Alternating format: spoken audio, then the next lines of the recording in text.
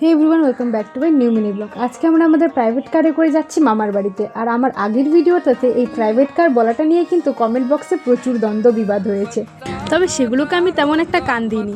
যাই হোক, আজকে আমরা যাচ্ছি মামার বাড়িতে। যেহেতু আমার মামার বাড়িতে কালকে পুজো আছে, সেই জন্য আমরা কিন্তু বেরিয়ে পড়ি। কাকা আমাদেরকে গাড়ি চালিয়ে নিয়ে যাচ্ছে। তো যাওয়ার সময় দোকান থেকে নিয়ে নিলাম আম, আর আমাদের গাছের থেকে কয়েকটা লিচুও নিয়ে নিয়েছিলাম। আর তোমরা আমার ব্লগে কিন্তু এই মন্দিরটা অনেকবারই হয়তো দেখেছো। এটা কিন্তু আমাদের শামুকতলার বেশ পুরনো একটা মন্দির। এখানে বেশ বড় করে দুর্গাপুজো, কালী পুজো এইসব হয়। আর আমার মামার বাড়ি যাওয়ার সময় এই হিমঘরটা পড়ে। আমি কিন্তু ছোটবেলায় হিমঘরটাকে রাজবাড়ি ভাবতাম। আর এই হাই রোডের পাশে থাকা ফুলগুলো কিন্তু আমার বেশ ভালো লাগে।